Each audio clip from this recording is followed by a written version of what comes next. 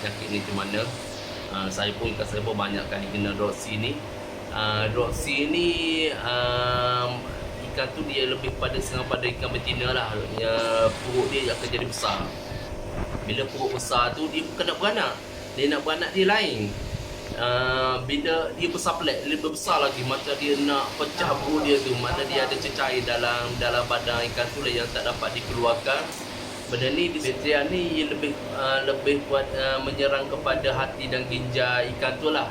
Bila ia serang pada hati dan ginjal tu, ia akan menyebabkan perut ikan tu jadi besar. Lepas tu cecair tu tak dapat dikeluarkan. Okey, bila kena dropsy ni, ikan ni payah berenang lah sebab perut dia besar. Mana kesulitan untuk dia berenang. Dropsy ni disebabkan oleh pencemaran air juga, mana air kotor, air tak tukar.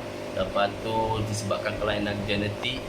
Kadang-kadang dia akan kena juga kelainan genetik ni. Ataupun pemberian makanan yang salah ni lebih kepada macam kita bagi pendek tu perah, ataupun dia tak dapat nak hadang sepenuhnya, dia akan kena dropsy jugalah. Okay, untuk merawat dropsy ni, kita boleh cuba guna garang Epsom lah. Garang Epsom ni dia letak macam garang yang kat dapur tu, yang garang halus dengan garang kasar tu. Garang Epsom ni dia berasal pada Epsom, ataupun orang panggil garang Inggris.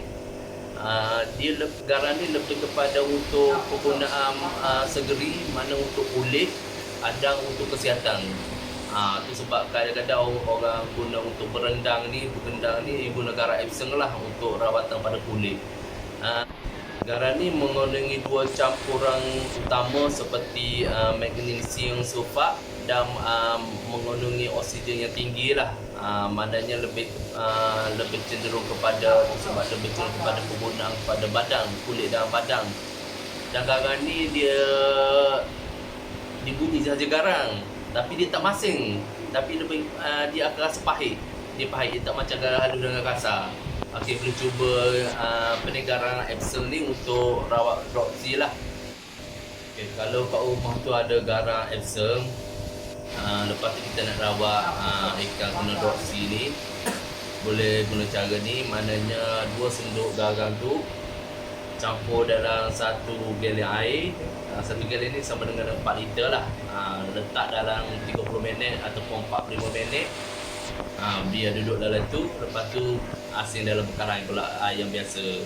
Jangan lama sangat. Rendang sampai 1 hari mati pula dia tu. Rendang ni sekejap je untuk rawatan dropsy tu. InsyaAllah akan berjadilah.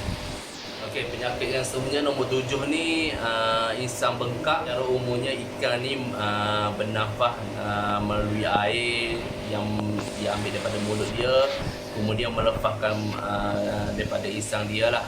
Okey, lepas tu dia mengambil oksigen ni daripada air tu juga dan tampil melalui insang. Insang ni lebih mirip kepada, kalau kita manusia ni lebih kepada paru-paru lah, ia sangat sensitif.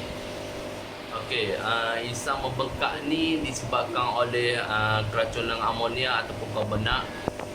Amonia ni macam video saya beritahu sebelum ni, amonia ni terjadi bila sisa-sisa makanan kat bawah tu tak dimakan oleh ikan, lama-lama dia akan jadi amonia juga, ataupun bahan organik ataupun kotoran ikan lah, macam tai dia. Kalau kita cuci lama 2-3 minggu, tai dia pun akan dimakan amonia juga. Itu sebab saya sarankan banyak kali tukarlah selalu air tu, jangan biarkan terlalu lama. Dia akan menyebabkan amonia makin tinggi lah. Makin lambat kita cuci air, makin meningkatlah amonia dalam air tu. Okey, kalau terlalu banyak amonia dalam air tu, ikan tu kiok jugalah. Kalau lambat tukar air ni, sebab saya pun pernah jadi sekali, saya lambat tukar air 2 minggu saya tak tukar air, saya sibuk dengan kerja, banyak ikan saya matilah. Mungkin amonia terlalu tinggi lah masa tu, saya tak lambat cuci air lah. Okey, untuk rawatan penyakit insang bengkak ni, macam saya kata tadi, penyakit ni disebabkan oleh kandungan amonia yang tinggi dalam air, dalam tank kita, dalam aquarium kita. Cara mencegahnya pun Sebaliknya tukar air, maknanya tukar air dalam 70% ataupun 50%. Kalau saya tukar 100% lah. Saya tak pernah, jarang tukar 70% 50% ni. Tapi jangan tiru cara saya lah, takut mati pula ikan tu. Okey, kadang-kadang lepas tu dah tukar tu teh lah kadar amonia dalam tank kita tu dah tukar 70%, teh lah kadar amonia dalam tank kita tu lah, untuk elakkan kadar amonia tu stay ada lagi dalam aquarium kita tu. Untuk teh kadar amonia tu boleh guna tester dia ada tester tu, boleh tengok, boleh beli dekat Shopee. Dalam video saya sebelum ni pun saya ada tunjuk cara nak test kadar pH air, lepas tu nak test kadar amonia macam mana. Mana guna tester lah, saya pun guna tester jugalah. Okay, yang ke-8 yang banyak seram ikan gapi dan ikan beta, bintik darah merah dekat perut. Mana dekat perutnya, kat perut ikan tu dia akan nampak bintik-bintik merah. Bintik merah ni biasanya disebabkan oleh keracunan amonia ataupun nitrit lah. Nitrat ni saya ada tunjuk video sebelum ni juga, tapi saya tak terang lebih jelas lah pasal nitrit ni. Okey, biasanya benda ni terjadi pada aquarium yang baru. Pada tank yang baru yang kita baru beli tu. Kalau boleh tank yang baru kita beli tu kita rendang dulu. Biar dulu 2-3 hari air dia dalam tu. Sebab kita tak tahu di tank di aquarium yang kita beli tu ada apa, ada penyakit ke, ada bakteria lain ke. Sebab kita tahu, kalau boleh untuk cara selamat kita rendang dulu air tu selama sehari 3 hari ke, terpulang pada kita lah. Okey, baru dah rendang tu baru kita masukkan ikan tu. Biasanya amonia dan nitrit yang cepat wujud ni kalau tank tu kosong. Kalau boleh kalau nak gapi ni, kalau boleh letaklah pokok ataupun batu-batu, ataupun paling teruk pun letaklah bioring. Bioring ni dia bateri yang baik lah, yang boleh mencegah amonia ni dengan nitrit lah. Itu sebab macam breeder ni dia akan letak bioring lah. Macam saya pun saya ada letak batu dengan bioring lah dalam ni untuk mencegah penyakit-penyakit macam ni lah. Sebab benda ni pun bioring pun boleh mencegah jugalah untuk apa ni, amonia dengan nitrit ni cepat hadir. Maknanya dia ni bateri yang baik, bagus untuk tank lah. Kalau boleh belilah, yang murah pun ada dekat Pasar Putu tu, ataupun dekat Shopee pun ada jual banyak. Okey, untuk mencegah bintik-bintik darah merah dekat perut ikan ni, kalau yang pertama, kau boleh hasilkan dulu ikan tu dekat letak dalam tank yang lain, air yang barulah. Air yang baru untuk mungkin tank lama tu dah ada amonia dan nitrit yang tinggi lah.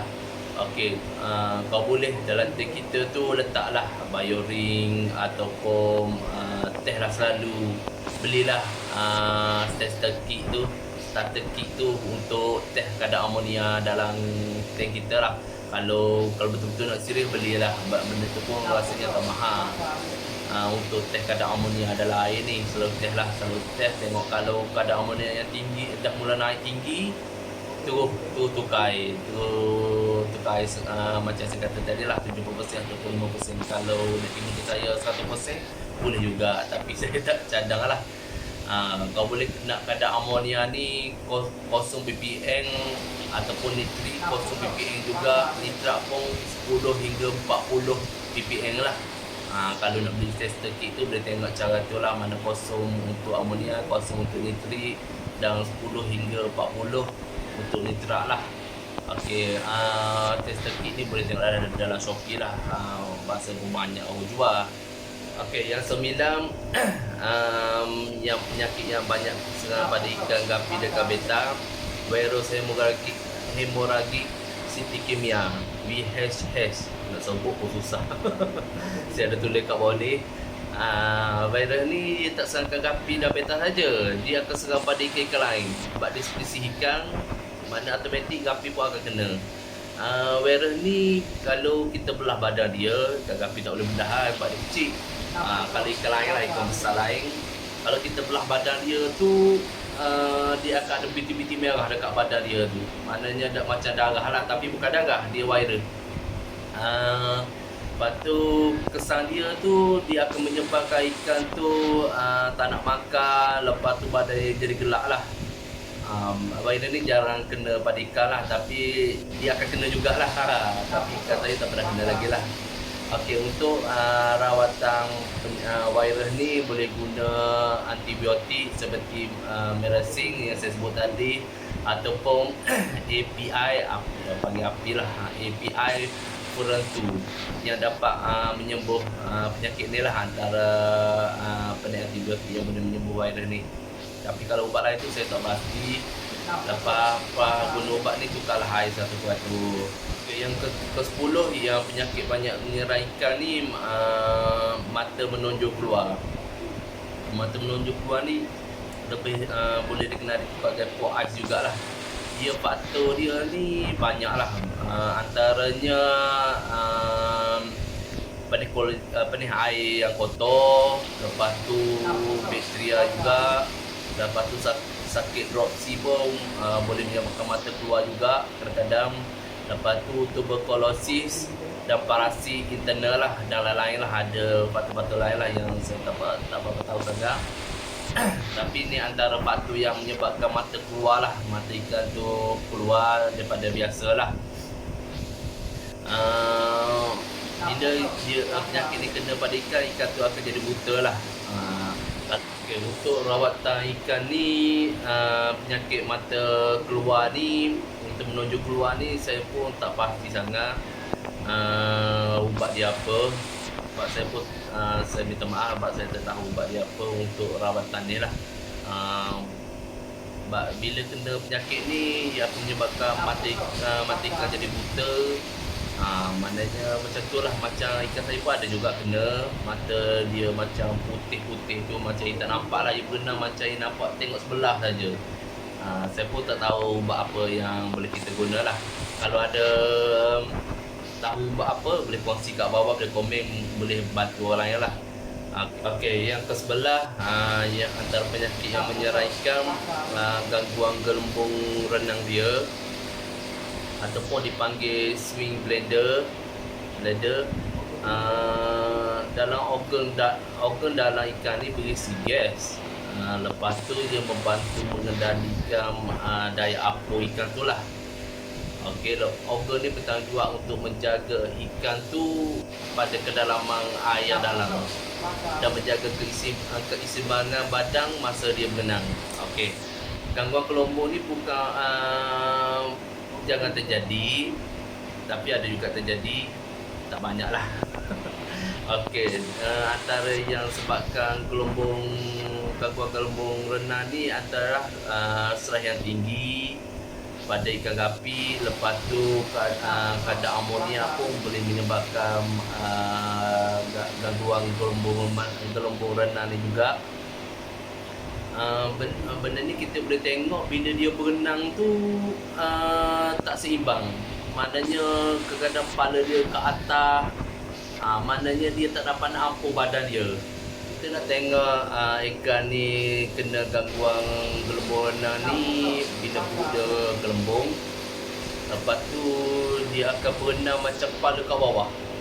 Kepala dia berenang bawah gitu. Maknanya tak berenang macam biasa. Mana dia menuju ke bawah lah kepala dia tu. Untuk mengubat penyakit ni saya pun tak pasti boleh ubat macam mana. Tapi kalau ada yang boleh ubat, ada ubat yang boleh kita kongsi, boleh share ke bawah dia juga untuk manfaat kita bersama lah. Yang ke-12 yang menyerang ikan gapi, cacing insang. Cacing insang ni lebih banyak, dah nama insang dah, ia keserang pada insang lah. Pada insang gapi tu. Mana bila dia serang pada insang gapi tu, dia akan menyebabkan ikan tu terhegeh-hegeh lah, dan mencari dia akan terapung pada muka air lah, macam mencari udara, ataupun dia terdiam pada dasar tank kita. Dia tak berenang je. Maknanya dia suka bernafas lah, mana dia dah kena penyakit insang apa ni, cacing insang lah. Okey, untuk mengubat ikan apa ni, cacing insang ni, pada tingkat awal ni kalau boleh asingkan ikan tu daripada tank tu, keluarkan, cuci 100% tank tu, mungkin dah ada cacing dan tu mungkin kita tak nampak. Cuci 100%, lepas tu baru masukkan tu balik dalam tank yang tadi lah. Kau boleh tambahlah pokok hiasan dalam air tu untuk mengelakkan cacing insang ni datang balik. Kalau tak, dia akan stay tu menyerang pada ikan tu lah.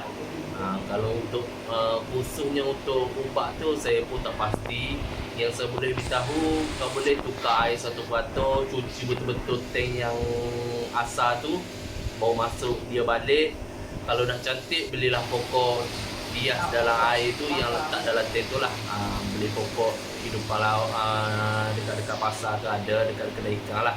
Bukan kat pasar lah, mana dekat kedai ikan letak dalam tank kita lah, mana untuk mengelak cacing insang ni ada balik. Dan 13, antara penyakit yang menyerang ikan ialah parasit Camelanus. Parasit Camelanus ni banyak jugalah ditemu pada ikan. Parasit ni dia macam cacing, dia sepanjang 2 cm. Dia akan menonjol keluar pada insang gapi lah. Dia akan ada bila air kotor, air tak cuci lah, dia warna coklat. Dia kenapa macam cacing lah, maknanya dia panjang 2 cm tadi macam saya cakap tadi. Benda asal ni saya pun tak pasti dia asal macam mana, tapi bila air kotor dia akan mula ada. Kemungkinan parasit-parasit yang ada dalam air tu sendirilah, mungkin tak ada bioring ataupun bakteria baik untuk mencegah parasit ni ada. Kalau boleh, yang saya tahu parasit Camelanus ni mungkin berasal daripada kutu air lah. Kutu air ni dia kotor sikit sebab kena cuci betul-betul. Itu sebab predator gapi ni jangan bagi kutu air. Dia takut penyakit macam ni lah. Dia lebih banyak kepada bagi BBS lah. Kalau nak bagi juga kutu air, cucilah betul-betul, baru bagi ke ikan tu. Tapi risikonya tu akan ada risiko lah. Nak beli BBS pun mahal. Tu kita nak bagi kutu air ni, tapi risiko situ lah. Dia akan ada parasit pada ikan tu lah. Parasit Camelanus tu akan muncul dalam air tu lah. Untuk menyembuhkan ikan yang kena parasit Camelanus ni, kau boleh asingkan ikan tu dulu daripada tank asal tu. Buat penyucian 100%, maknanya cuci semua subtank tu macam bioring, macam batu, cucilah sebersihnya. Lepas tu cucilah spang kalau pakai spang, ataupun tempat bubble keluar tu, tempat air keluar tu, cuci 1%. Kau boleh cuci 1%, lepas tu masukkan air baru, baru masuk ke ikan. Lepas tu dalam 4 hari ataupun 5 hari tu, buat penyucian 70%, buang air lama, masukkan air baru balik. InsyaAllah virus ni, parasit tu akan hilang lah. Okey, yang ke-14, penyakit yang selalu menyerang pada ikan gapi dan betang, examethsis, ataupun lubang dekat kepala dan badan. Penyakit ni disebabkan oleh parasit protozoa ataupun examethsis sendirilah. Okey, pada gapi benda ni jarang terjadi lah. Tapi pada beta tu ada pernah terjadi. Tapi mereka breeder gapi ni boleh nak elak lah penyakit macam ni. Bila kena penyakit examethsis ni, biasa ikan tu akan terus mati lah. Okey, bila ikan gapi terkena penyakit ni, dia akan menyebabkan badan tu macam ada putih-putih sikit, macam hilang warna. Lepas tu ikan tu tak nak makan. Kita bagi makan, dia tak nak makan juga. Maknanya ikan tu dah kena examethsis lah antara penyakit ni. Penyakit lain pun ada juga terkena, tapi mungkin dia tak nak makan juga. Okey, untuk rawatan examethsis ni, boleh guna ubat Examik, ataupun boleh guna ubat metronidazole. payah. Metronidazole lah. Ubat ni biasanya susah nak dapat dekat kedai ikan, tapi biasanya dijual di kedai haiwan lah, kedai kucing ke apa semua.